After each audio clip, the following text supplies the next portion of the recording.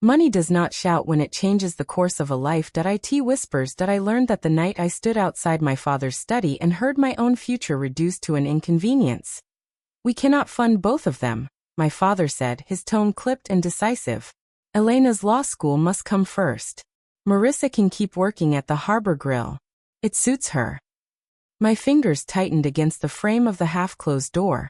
The wood bit into my skin, but I didn't move. I needed to hear it all. I needed the confirmation. But we promised them both, my mother replied softly. We said we'd help with college. Elena has potential, my father answered. Marissa is practical. She'll be fine. Practical. I had heard the word my entire life. It meant lesser. It meant quiet. It meant accept what you are given, and do not reach higher. My older sister Elena was brilliance personified in my father's eyes. She was poised, articulate, born for courtrooms and applause. I was steady, responsible, invisible. The daughter who managed without complaint. Until that night, something cold and crystalline settled in my chest. 22 years of subtle comparisons, redirected praise, and overlooked achievements snapped into clarity. I had not imagined it. I had not been sensitive. I had simply been second. I stepped back before they could see me. The hallway felt narrow, airless. Downstairs, Elena's laughter floated from the living room. Light, unburdened. She appeared at the top of the stairs just as I reached the front door. Marissa? Family dinner. I almost laughed. I'm not hungry, I said. She studied my face. Are you okay? I'm perfect, I replied. Just like you. The door closed behind me harder than I intended. My father called after me from the porch, but for once I did not turn back to be corrected. I drove without direction and ended up at the only place that had ever felt neutral. My Aunt Helena's old Victorian house, 3 streets over, but somehow a different world. She opened the door before I knocked. I wondered how long it would take, she said quietly. Inside, her home smelled of lavender and old books. I sat at her kitchen table and told her everything. She listened without interruption. When I finished, she rose and retrieved a thick envelope from her desk. I hoped your parents would do the right thing, she said. I should have known better. Inside the envelope was a bank statement. My name. A number so large I had to blink twice. I began saving for both you girls when you were born, she explained. Your parents knew about Elena's fund. They assumed that was enough. I kept yours separate. Why?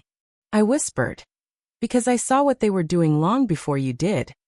My mother arrived minutes later, flustered and pale. There were protests, accusations, words about interference. Aunt Helena did not raise her voice. She did not need to. The money is Marissa's, she said simply. And so is her future. That night, for the first time, I held something that was mine alone, not an afterthought, not a consolation prize. Choice point. 3 months later, I was at the top of my class in business school. Elena, meanwhile, was being escorted from her fiancé's investment firm by federal agents. His name was Daniel Reyes. Charming, polished, generous with compliments and expensive dinners. He had dazzled our parents from the moment he entered our lives. He had also been running a Ponzi scheme. When the news broke, Elena called me.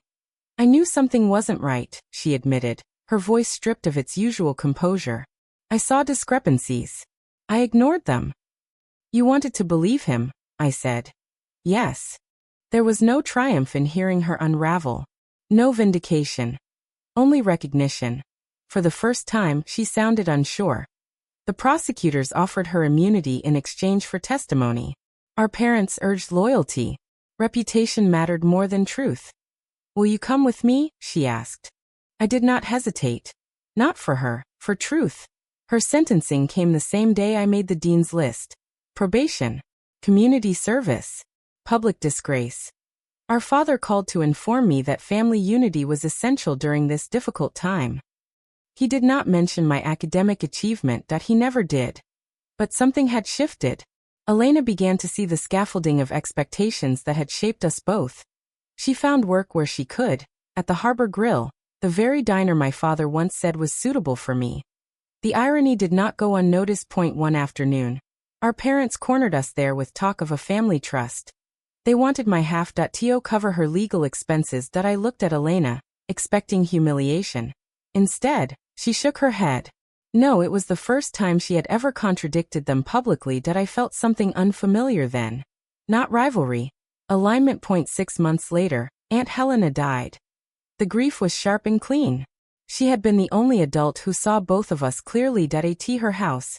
We discovered something else she had left behind: recordings, documents, financial trails.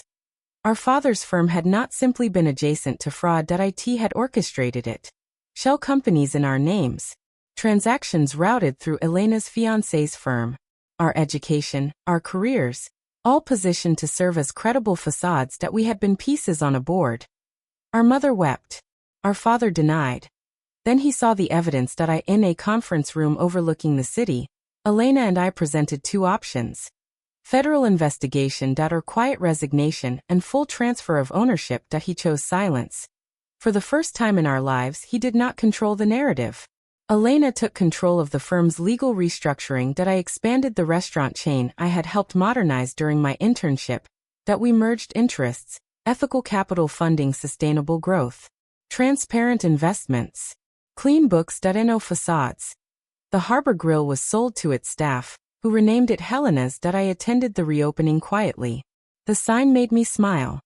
Not because I had won. Because I had been seen. On the last evening before Aunt Helena's house was sold, Elena and I sat on the study floor watching one final recording she had left us. Protection, she said gently on the screen, does not always mean shielding someone from pain. Sometimes it means letting them see the truth, so they can choose differently. The recording ended. We sat in silence.